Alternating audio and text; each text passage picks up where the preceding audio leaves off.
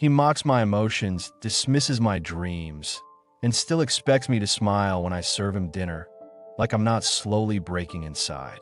There's a kind of pain that doesn't scream. It just sinks, quietly. It shows up in the way your hands tremble when you try to hold back tears, in a smile you wear so well, the one even you don't recognize anymore. Have you ever felt like you're just a role in a story? The cook, the cleaner, the caretaker, but never the dreamer, never the woman with a voice that deserves space? He says you're too emotional. He sighs when you try to speak your truth. He calls your ideas childish, your ambitions unrealistic. And yet, he still expects you to show up, to serve, to be soft, warm, and giving, like you're not carrying the weight of unspoken grief in your chest.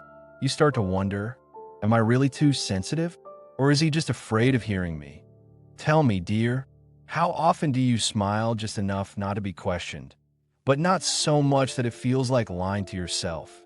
You shrink a little more every day, not because you're weak, but because you've been made to feel like your truth is a burden. Like your dreams were meant to be cute little things you'd eventually let go of. Like your feelings are interruptions to the comfort of a silence. And yet, you keep trying. You keep setting the table. You keep swallowing your needs like bitter pills. You keep hoping, maybe tomorrow he'll see you. But dear, let me say this gently. This isn't about one bad day. It's about 1,000 quiet moments of being unseen, of giving and giving until you no longer recognize your own reflection. This isn't love. It's performance. It's survival. And if no one else has said it to you yet, you're not dramatic. You're not too much. You're exhausted. You're lonely in a house that pretends everything's fine. But you're not alone in this. This space, these words, they're for you. To name the ache, to break the silence, to begin again. Because healing starts when truth is finally spoken, even if it's whispered. And today, you don't have to whisper alone anymore. And if you're still listening, if those words touch something deep inside you, then dear, hear me now. You are not too emotional. You are not too sensitive. You are not too needy. You are human. You feel because you care. You cry because you've held it all in for far too long. And I need you to know that doesn't make you weak. It makes you real. Maybe you cry in the shower so no one hears you. Maybe you've learned how to press a smile into your face at dinner, even when your soul folds in on itself. Maybe you've shrunk your dreams down so small they can fit in the quiet corners of your thoughts, because every time you spoke them aloud, he called them unrealistic, childish, silly. And somewhere along the line, you stopped dreaming out loud altogether.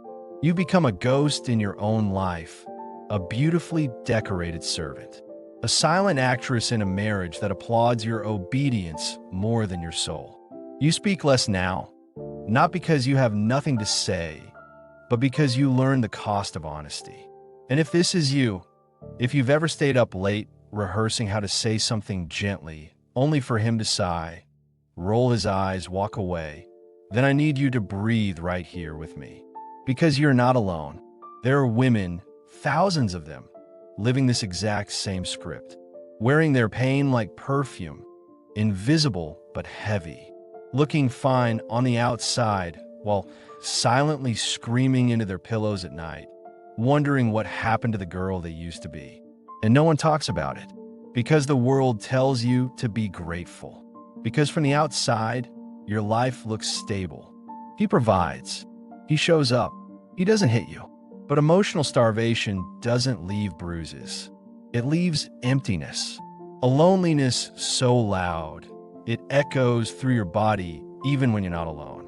So, if you're tired of carrying this ache in silence, if your heart whispered finally when you heard these words, then know this. You were never meant to survive love. You were meant to feel it, grow in it, and thrive through it. You're not broken. You're just buried. And dear, it's time to unearth the parts of you he told you were too much. So maybe now you're starting to see it. What you've been calling marriage has started to feel more like a performance. And here's the truth most people are too afraid to say. Control doesn't always come in screams and fists. Sometimes it arrives quietly, in the sigh he lets out when you begin to speak, in a passive-aggressive silence that follows your truth, in the way you start second-guessing yourself every time you try to explain what hurts, and how somehow it always ends with you apologizing. They don't warn you about this version of abuse, the kind where you're not yelled at, just dismissed, where your emotions aren't forbidden, just mocked, where your dreams aren't crushed, just quietly made to feel silly. And after enough of those moments, you start doing the job for him. You stop speaking, you stop dreaming, you stop hoping, you stop being you. And maybe, somewhere deep inside, you've been asking yourself, what if it's me? What if I'm too dramatic, too needy, too emotional? But love, real love, doesn't make you question your own voice. And hear this gently, dear sister, it's not that you're too much. It's that he is too little emotionally available, too little courageous to face vulnerability, too little healed to meet you where you need to be met. You've been trying to build intimacy with someone who sees emotions as threats. And every time you dared to bring your whole self to the table, he asked you to leave your heart at the door. But marriage isn't supposed to mute you. It's not meant to be a place where you shrink so someone else can feel tall. So let me ask you this, lovingly, gently. When did you start apologizing for who you are? When did your dreams become unrealistic? When did your feelings become inconvenient? Because the voice inside you, the one whispering, something isn't right, that's not weakness. That's awakening. That's awareness. That's your soul trying to come up for air. You're not broken. You're not failing. You're simply waking up to a love that doesn't feel like love anymore. And maybe, just maybe, that's the beginning of something powerful. And now you see it, don't you? It wasn't love that made you small. It wasn't care that taught you to stay quiet. It was survival. You learned to tiptoe through your own home, not because you were fragile, but because peace became a performance you felt forced to master. And yet, you're still here, still breathing, still hoping somewhere deep inside that maybe, just maybe, there's more to this life than quiet tears and loud silences. Let me tell you something you may have never heard out loud. You deserve to feel heard, to feel seen, not just tolerated but celebrated. Your voice is not a burden. Your emotions are not embarrassing. Your dreams are not foolish. They are sacred. Healing doesn't always start with leaving. Sometimes it starts with naming, saying it out loud, even just to yourself. What I'm living through, this isn't love. And I'm not crazy for wanting more. It starts with writing things down, not for proof, but for clarity. It starts with telling one safe friend, I'm not okay, and I haven't been for a long time. That sentence alone can be the first thread you pull to unravel years of silence. And I know, you may not want to hurt him. You may still love him, but loving someone should never cost you yourself. You don't have to scream to be heard, but you do have to stop whispering in places that were never safe to begin with. You can be soft and still say no more. You could be loyal and still walk away from what's slowly killing your spirit. Maybe he won't change. Maybe he'll never see the damage his silence caused. But that doesn't mean you have to stay buried in the same soil that stunts your growth.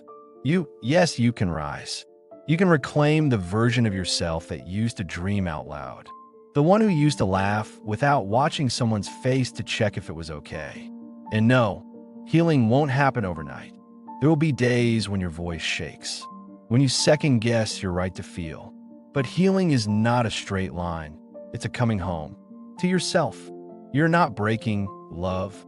You are shedding the silence, shedding the shame, shedding the version of you that accepted crumbs and called it love. You were never too emotional. You were never too dramatic. You were just surrounded by people who couldn't handle your depth. So, here's what I want you to know as we close. Your softness is strength. Your truth is sacred. And your healing? It starts the moment you stop shrinking. If this feels like your story, even just a piece of it, please don't keep living it in silence. Leave a comment, right? This is me. Or just drop a single dove emoji so we know you're still here, still fighting. You are not alone. Not anymore. Not here. And if no one else has told you lately, I'm proud of you. Not for pretending, but for finally beginning. And hey, if this reached your heart in a way that words alone rarely do, don't just scroll away. Like this video, not for the numbers, but for the message. Because every like tells the algorithm there are more women who need to hear this. Subscribe if you're ready to stop feeling alone in rooms full of silence. Because this space, this little corner right here, it's not just a channel. It's a safe place for your heart to land when the world gets too loud. And if you're still unsure, just ask yourself, if this made me feel seen, why would I keep that from someone else who's drowning in silence right now?